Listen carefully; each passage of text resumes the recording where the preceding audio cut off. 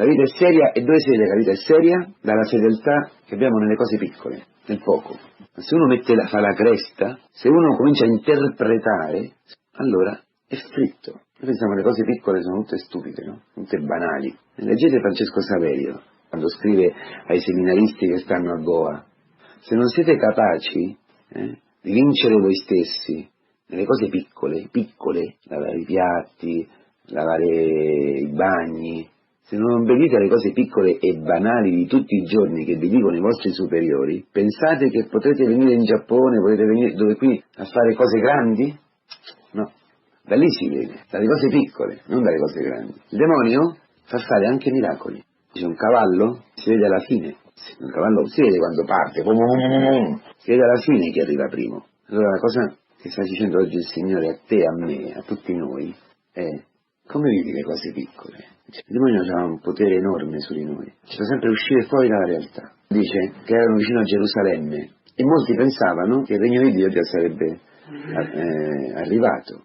Questo è esattamente quello che pensi tu, quello che penso io. Noi stiamo nella Chiesa, siamo davanti a Gerusalemme, davanti alla nostra vita, già pensiamo che Dio debba manifestarsi da un momento all'altro. Questo in greco è interessante perché è lo stesso verbo che si usa quando Gesù fa i miracoli, e subito guariscono, cioè un'immediatezza, subito. Questo subito, in questa generazione, è terribile. Perché ho in mente una tentazione, chiamiamola, anche solo un'immagine sessuale. Adesso un ragazzino di 14 anni, 13 anni, un attimo è turbato, come è normale che sia, ma anche più grande. Prendi lo smartphone e con 1-2 tocchi già sei nell'ambiente pornografico, già sei nella pornografia, già puoi vedere le cose più perverse. E non c'è bisogno, cioè non è che tu devi lottare, no, neanche lo pensi, cioè tutto fa punchete, faccio un touch e ascolto la musica che voglio, e sei tutto il tempo come un cretino là, trum, poi tocchi quello, poi tocchi quello, poi tocchi quello, poi tocchi quello, poi tocchi quello, poi tocchi quello, tutto subito nelle mani, tutto subito, altro che piccole cose, altro che la fatica, il sacrificio, il dolore, la sofferenza dell'entrare nella vita, nella storia, no? Tutto subito. Questo è quello che volevano gli ebrei, quello che aspettavano gli ebrei, per quello andavano con Gesù Cristo, perché pensavano che da un momento all'altro li avrebbero. Il regno di Dio significa il contrario del regno dei Romani, pace, prosperità, soldi, salute, il cielo. Ma qui, per questo è quello che vogliamo noi, per questo sempre scappiamo costantemente. L'unica forma di avere il regno qui è scappare in un regno illusorio, un regno di illusione. Siccome tuo marito non cambia mai, siccome tua moglie non cambia mai, i tuoi figli sono quello che sono, siccome il tuo fisico è quello che è, siccome il tuo carattere è quello che è, siccome la tua storia, la mia vita è quella che è, non mi piace, siccome devo faticare, siccome non cambia, il lavoro non cambia, cioè nel cuore dell'empio parla il peccato, dice. In ebraico dice, nel cuore, il cuore è la sede non dei sentimenti, per un ebreo il cuore è la sede della ragione, è dove si decide cosa fare. Nel cuore dell'empio, cioè di chi ha tagliato con Dio, di chi non ha già Dio come orientamento, nel cuore dell'empio dice c'è l'oracolo del peccato, cioè c'è la profezia del peccato.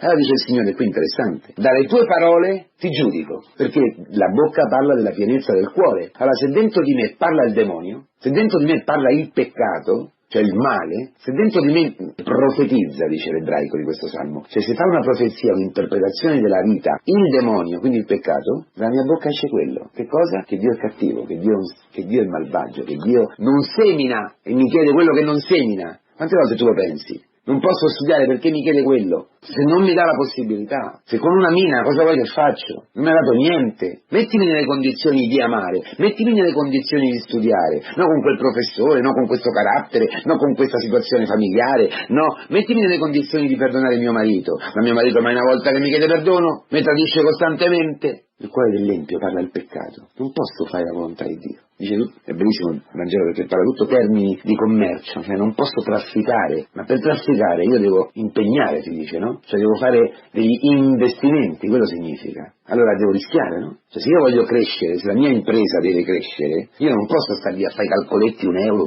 rimarrò così con un guadagno irrisorio. Ma se voglio, come dice il Signore, moltiplicare, la tua mina ha dato altre 10 mine. Vuol dire che questo ha rischiato tutto, cioè ha messo tutto quanto, ha fatto un investimento quasi al buio, ha detto punto su questo prodotto. Ma come questo prodotto non vende? Venderà, e se vende sono io l'unico che ce l'ha, rischi. cioè rischio il perdono, rischio di obbedire. E ti dicono di non fumare, non fumi. In quella cosa così stupida, piccolina, le cose piccole, il fedele del poco, e questo è ancora poco, tu avrai un successo enorme, cioè un guadagno enorme, perché attraverso quella piccola cosa, attraverso entrare quella cosa piccola che tu non capisci, perdonerai, amerai, ti aprirai alla vita. Attraverso questa stupidaggine, questo un buon padre, una buona madre, insegna questo ai figli, a essere fedeli nelle cose piccole. Un buon educatore in un seminario insegna questo. La cosa più importante è taccate, taccate, taccate, taccate. La fedeltà in ogni giorno, perché quando arriveranno le grandi, allora potrai amare. Naturalmente, perché si è aperto quel buco dentro di te attraverso cui passa la grazia. Ma se il mio cuore continua a parlare del peccato, non passa la grazia.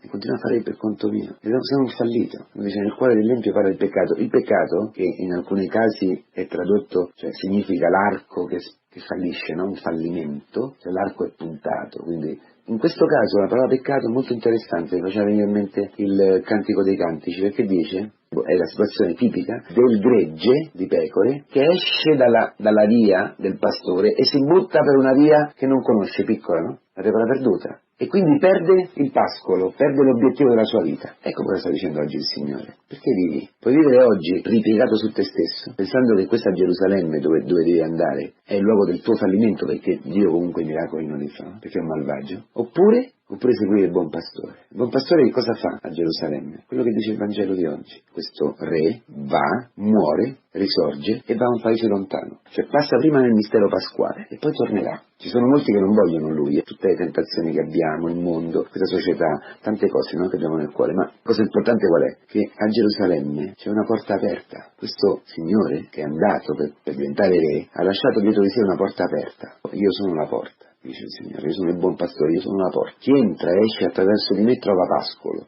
cioè trova il compimento della sua vita. Quindi cos'è la mia vita oggi? Passare con Lui attraverso la morte, entrare nelle piccole cose, rischiare la propria vita, umiliarsi davanti ai fratelli, obbedire, attaccarsi a Lui, stare con Lui per aprirsi alla vita, unirsi alla propria moglie, aprendosi alla vita, non usando delle persone, non ingannando. Tutto questo è impegnare, trafficare le mine. Ma nella mina che cosa c'è? C'è Cristo, la fede, lo Spirito Santo, c'è quello che Lui già ha fatto. Cioè nella mina c'è tutto. No, dici, no, io non ho la fede. Ah sì? No, è che tu la fede l'hai buttata via, che tu la fede l'hai nascosta, che tu la fede l'hai rifiutata. Ah, io non posso, io non sono capace, io non ho, io... Certamente, ma chi non può, chi non studia, chi non è casto, chi disobbedisce, chi mente, chi giudica, chi mormora, è perché ha pensato male di Dio e ha nascosto la grazia per paura. Dal libro della Genesi noi sappiamo che la paura è l'effetto del peccato, non viene prima, Prima pecchi e poi hai paura. E questo qui ha paura perché già aveva peccato, perché nel suo cuore parlava il peccato. Dice, non ha timore di Dio.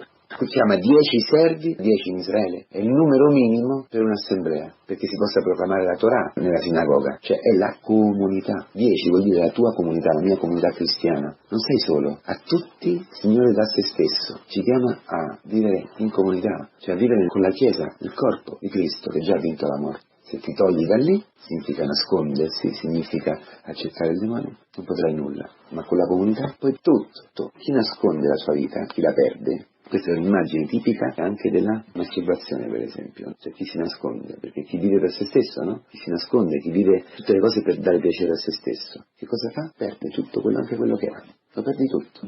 E ti trovi come un frustrato, alla fine, infelice. Chi invece impegna, rischia, riceve tutto. Per essere felice, abbandonati a Cristo oggi, accogli questa parola, entra con Lui, traffica questa mina, non aver paura. O parla il peccato nel tuo cuore o parla Cristo. Se parla Cristo, Lui ha il potere di compiere quello che ti dice. Se ti dice fai questo, se ti dice oggi studia, se ti dice oggi lavora, se ti dice oggi obbedisci, dentro la parola c'è il potere che tu la compi. Lo vuoi? Te lo farai, sarai felicissimo, sarai la persona più felice di questa terra. Come vogliamo vivere oggi? Come vuoi vivere tu questa giornata? Non si tratta di fare chissà che cosa, si tratta di fare quello che oggi davanti a noi è presentato. Entrare a Gerusalemme con Cristo è quello che Gerusalemme ci presenta. Lo vuoi fare? Cristo ti dà la possibilità. Cristo ti dà tutto, tutto. E vedrai tutti i nemici uccisi. Dette queste parole, il Signore va davanti e va verso Gerusalemme. Chi accoglie queste parole vedrà Cristo di nuovo, ogni giorno, entrare nel matrimonio, nel lavoro, nel cancro, nel rapporto con la fidanzata, entrare nel seminario, nello studio, nel ministero, nella missione, entrare a Gerusalemme. E Gerusalemme si compie il mistero pasquale.